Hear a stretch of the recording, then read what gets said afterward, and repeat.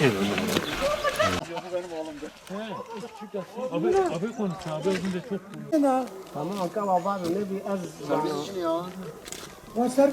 Şimdi öncelikle zaten yol sıkıntımız vardır, görüyorsunuz. Yolun ya asfalt ya arkadaşı.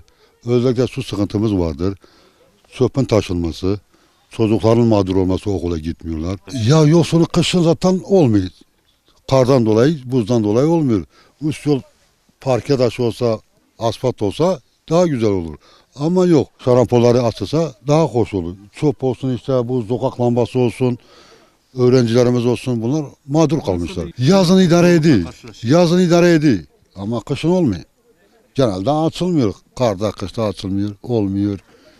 Bunlara ihtiyacımız var. Tesisatları vardı, suyumuz yoktur. Su yok.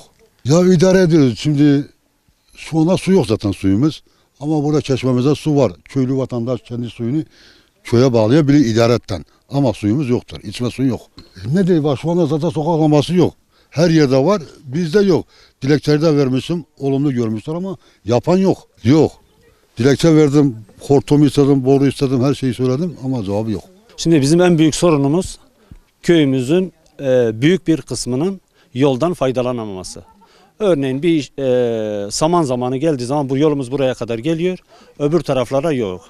Halbuki şuradan şöyle bir şeyimiz var, yerimiz var. Buradan oraya doğru yol yapılırsa köyün büyük bir kısmı büyük bir kısmının bu mağduriyeti giderilmiş olur. Şu anda işte yetkili makamlara iletme durumundayız. Bazı kişilere söyledik. Hani daha bir cevap alamadık. Şu anda biz de işte Büyükşehir Belediyesi'ne, valiliğe gitmeyi düşünüyoruz. Eğer sizin aracılığınızla da böyle de sesimizi duyurabilirsek bu bizim için sevindirici olur. Tabii ki bizim köyün çöp sorunu vardır. Birinci insanlar çöplerini buraya döküyorlar. Burada hani gömülü olursa, yok olsa daha iyidir. İkinci bir kesim ise yukarıda bir çöp alanı var. Çöp alanı değil de hani rastgele dökülmüş orada birikiyor. O da hastalık, insanların geçtiği yerlerdir. Bu da hastalık yayıyor. Şuradan okulu da gösterebilirseniz okulun ön tarafına da çöpler dökülmüştür. Hani buralara çöp konteyneri olursa, haftada bir defa iki defa alınırsa köyümüz açısından iyi olur. Tabii ki ulaşım sorunumuz işte dediğim gibi hani daha önce hayvanlarla ulaşım sağlanıyor evlere doğru. Örneğin ben bugün kendim hani normalde kışlık yiyeceğimiz olur. Unları aldığımız zaman onları evlere hayvanla taşıyoruz. Mecburen bu mevsimde alıyoruz. Kışın kar yağdığı zaman hani oraya gitme şeyimiz yok. Arabayla gitmediği için hayvanlar da kışın kardan dolayı veya çamurdan dolayı buraya kadar gelemediği için hepsini bugün bu mevsimde alıyoruz. Ta Mart'a kadar olan ihtiyaçlarımızı şimdi karşılıyoruz. Bizim diğer bir sorunumuz ise köyde şeyimiz yok, aydınlatmamız yok. Sokak aydınlatması çevre köylerde olduğu halde en büyük sorunumuzlardan biri de çevre aydınlatmasıdır.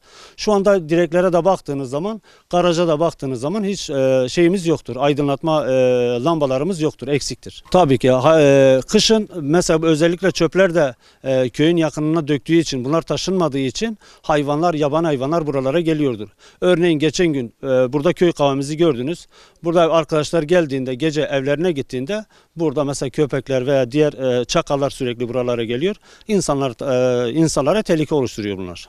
Su sorunumuz var. Su sorunumuz var. Bizim su da imkanlarımız dahilinde olmadığı için çevrede suyumuz yok. Halbuki mesela Diski tarafından bir sontaj vurulsa, sontajdan su çıkarılsa uygun olur. Şu anda suyumuz gördüğünüz gibi dereler kuru, çeşmelerimiz kuru, eğer gidersek gösterebiliriz.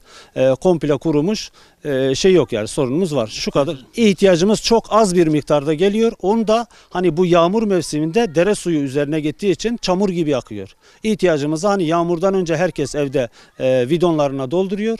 Bidonlardan bu yağmur bitene kadar o şekilde yapıyoruz. İhtiyaçlarımızı gideriyoruz. Valla bu sıkıntı yıllardır devam ediyor. Halen de devam ediyor.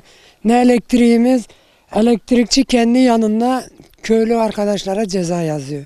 Gelip bakmadığı halde köyün %80'ine ceza yazdı. Ya geldi de yani hangimizin saatine baktı da köylü bırakmadı. Artı her yerde çöp konteyneri var. Bu köyde yok. Her köyde yani.